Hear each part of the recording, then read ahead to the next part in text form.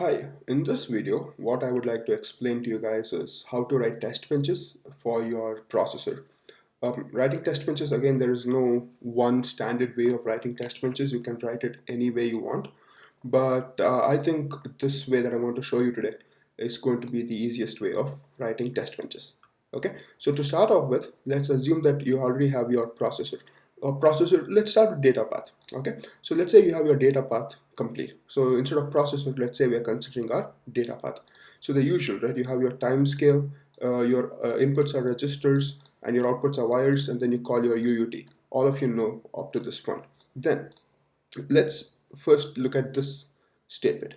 Always #5 clock equals to not clock. So this statement alone is enough to generate our series of clocks, the zeros and ones that our clock is supposed to receive. Next, initial begin, right, is very simple. Okay, what I'm doing is I'm setting my clock to 0. The reason it is set to 0 is because my design is sensitive to the positive edge of the clock, and I'm setting my reset to 1 because my design is sensitive to the neg edge of reset. So I want to set it to the alternate value. So if it is positive clock, I set it to 0. If it was negative reset, I set it to 1.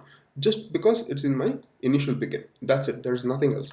Right? Initial begin, of course, starts off with this value for reset and clock as an initial value. Next, what I do, of course, keep in mind that you have this integer I. I will explain what that does later. Next, you have your always clock, which does neg edge of clock. So a lot of people have been asking me this question, why neg edge of clock? So the answer to that is really simple. So let's say this is my clock sequence, right? And so you see the red lines, which are my positive edges of my clock, right? So what positive edge means that at this rising transition, the design will read whatever the value of my inputs are and then perform the computation on this level. It keeps doing that until whatever time it takes, and when it comes to the next clock cycle, it will read the new inputs and then perform the appropriate computation. And that's what happens. That's the reason we have these rising edges of clock. Everything is synchronized with respect to the rising edge. So what I do, okay, of course, like I said, there is no one way, there's no one correct way of writing test benches, but I think this is the easiest, is I monitor the negative edges of my clock, right, the falling transitions, so when they're 0, right, and I set the value of all my data, all my switches and all my inputs on this negative edge of the clock, so that in the following positive edge, that value of data is going to be processed by your design, and it's going to finish the computation. Again, on the next negative edge of the clock, which is here, I set the next value of my inputs, or next test cases, let's call it test cases, so that on the next rising edge, these test cases will be processed.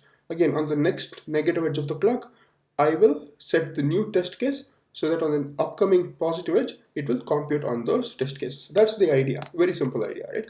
So that is the reason I do negative clock. I'm monitoring the negative edge of my clock. Okay, so in my data path, of course, I'm setting all my buffers and enable signals to 0.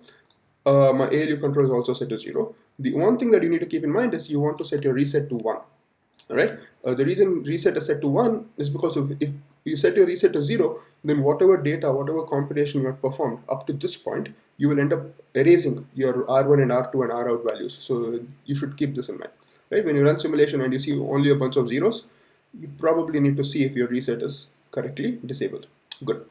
Now let's talk about why I used my IEs. Okay, so if you look at your data path, right, your data path, the best way to test your data path is by actually emulating your state machine, which is, you want to reset the system, then want to load a value into R1, then something into R2, then perform a computation, and so on and so forth. Okay, so this is what we have. On line 17, we start off with an integer value of I, and it is starting at an initial value of 0.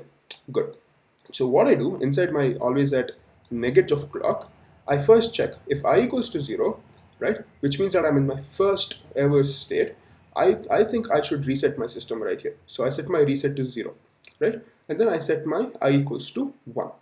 The moment I set my reset to 0, right, so what happens is on this negative edge of my clock, my reset is set to 0, so that on the next upcoming positive edge of the clock, all my registers are going to be reset. I set my reset equal to 0 here, and I set my I equals to 1. So then my next negative edge of the clock, because my I is equal to 1, it is going to perform those test cases. That is what is going to happen. And then I set my I equals to. Keep in mind that this is an if else if ladder, guys. If else if and else if. So the property of an if else if ladder is that if it satisfies one of the conditions, right, that's it. It will not execute any of these other conditions. So for example, initially what I equal to 0 was satisfied, so it is going to execute this block of code, and then it will set I equals to 1. And you might argue that, hey, because I equals to 1, won't it execute this block of code?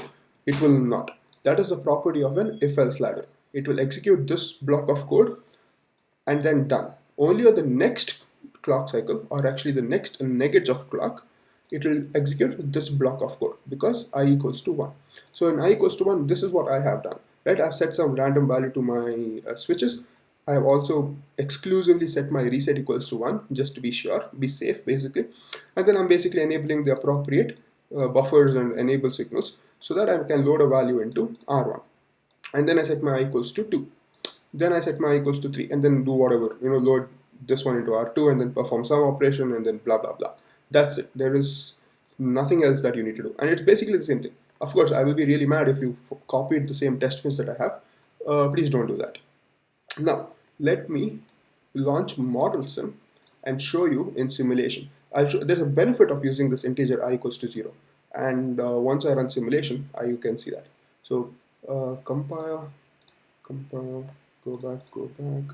My processor, I'm guessing it's control command. No, control shift. Yep.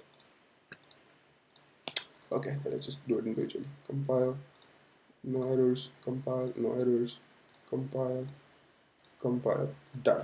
Okay, then let's simulate, start simulation, test bench. Okay. So at this point, a lot of you, what you do is you right click and you add wave directly. What I like to do is I do something else, which is add to wave all items in design. Please do this. The reason is when you do this, it will basically show you all your internal signals as well. So for example, if you look at instance U0 in your processor, if you look at instance U1, U2, U8 and everything, so this basically lets you play God with the processor, and you can go in and pinpoint exactly where your design fails. This is a very nice way of debugging. And then now let me set it to 100 picoseconds, some random value, and then run. And the first thing I see is a bunch of greens, so that's a good sign. Okay. Next, remember I was telling you the use of I. So this is the use of my I. Let me make this. Let me arrange this a little bit. Okay, so you see this is where my I is, right? And it goes from 1, 2, 3, 4, 5, 6, 7, 8, 9. The benefit of this is you can, when you want to debug this, let's say something goes wrong, you can see the value of I. So initially I equals to 1, right? I equals to 1 over here, which means that you are initially inside this block of code. Okay, so then let's say you look at this and say, let's say there was something wrong in this block of code when I equals to 6. So what you can do is come down here and then look at the location where I equals to 6, which is here. So that means that there's something wrong, or you should look at something inside this block of code. So it's a nice way of debugging things. Okay, so let's see how my processor works, my data path.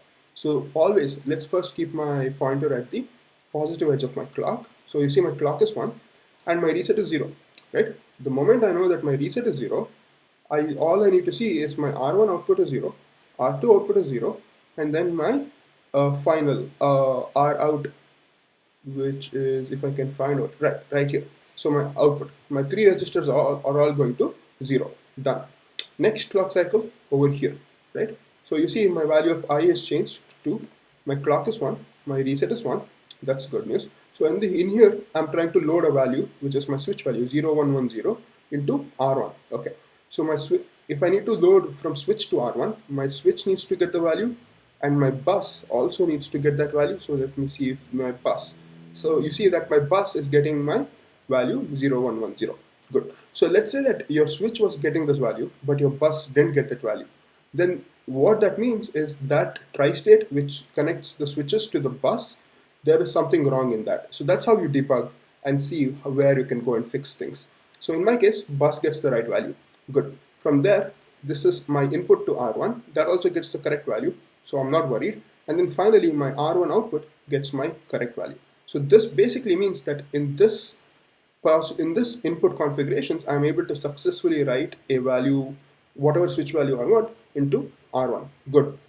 Again, next clock cycle, I want to load this value into R2. So again, I look for this. My bus seems to be getting the right value. That's good news. My R2 input is getting the right value. And finally, my R2 output also gets the correct value. Okay, perfect. Again, next clock cycle, I'm probably performing an OR operation, right? ALU control is this. Okay, how do I know what I'm doing? When I wrote my test bench, I made sure to comment what I'm performing on each of these locations. Excuse me. So let's see that. I'm performing my OR operation, right? So my R1 output is 0110 0111. So my output from my ALU is 0111. So what this tells me? This tells me that my ALU works fine for an OR operation.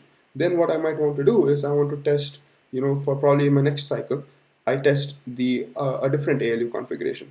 Next clock cycle, I test a different ALU configuration. So I basically want to make sure I test all my possible ALU configurations and check in my ALU output if with these two inputs of R1 and R2, my ALU is performing the correct computation. And then finally, what I did was I tested my write back, which is I want to write back my ALU or rather my R2 output into my R out. So you see that my R2 output is 1101, and so if I need to write it back, this value should go into my bus. So my bus gets that value, and from my bus, oh, sorry. Let me re-say what I mean. Okay, so whatever my output, my R out, which is 1101, correct? I need to write back from R out to R2. Sorry, not the other way around. So my R out, which is 1101, that value gets loaded into my bus 1101. That value ends up being the input to R2 in, and finally, basically because I've enabled my R2, that value 1101 gets written back into R2. Okay, so my write back operation also seems successful. And so basically this is how you will write a test bench and test your design. Okay, and this is how you would write a test bench for your data path. Now, when you look at your FSM, right, it's even simpler. Your FSM, because if you look at your FSM, everything is done internally. All you need to worry about is supplying the clock to your FSM, right? So you create your test bench, inputs and outputs are registers and wire. You call your unit under test, you declare your integer I, done. Initial begin, as usual. Oh, I might have forgotten the hash file over here. Okay, so you want to set your reset to 1 and clock to 0. Done. This line generates your clock. Perfect. Now, negate of clock, again, the same idea before. I want to set my reset equals to 1. Next, only when my I equals to 0, you see that I'm setting my reset equals to 0, right? Because I want to reset the system and I equals to 0. And then, as you can see, what I have is this else if ladder, this is called an else if ladder basically, where at each I equals to 1, I set my I equals to 2. I don't perform anything important, but I make sure I do this. The reason for this is very simple, right? Like if you remember from the waveforms for your data path, it clearly told you what is the value of I equal to 1, 2, 3, 4, 5, and 6, and 7, and so on and so forth, right? So having this is very helpful, because if you're stuck, or if at some time point you are not getting the right output, you can see the value of I. So let's say I equals to 2. Then what that means is you are executing this condition, which is technically your state S1. This is nothing but your state S0, and this is nothing but your state S2, and so on and so forth. So based on your I, if something fails, it tells you exactly what state of your FSM you're failing in, and it will help you again debug your issue quite efficiently. And of course, this is the same for your final processor, which is your data path of your final CPU, right? Which is your data path plus your FSM. You can pretty much follow the same template for this guy to write your test bench. There is nothing wrong with this particular pattern. One thing I would like to say before I end this video is that when I built my tri-state, right, for some reason it didn't output my Z's. Initially, what I did was I used this assign statement, like most of you have done. Assign out equals to something. I'm guessing enable blah blah blah. I did try using this way of writing my tri-state, and when I tested it, it didn't work. So what I did was I basically just changed it to something like this. So if you guys are also having trouble for some reason, you're seeing all blue lines or you're seeing a lot of red lines, absolutely important to write a test bench for your tri-state buffer and test it out. And if it doesn't work, then you can probably use something like this, and I'll be totally okay with it. All right. Well, that's it for this video, and good luck, guys. Thank you.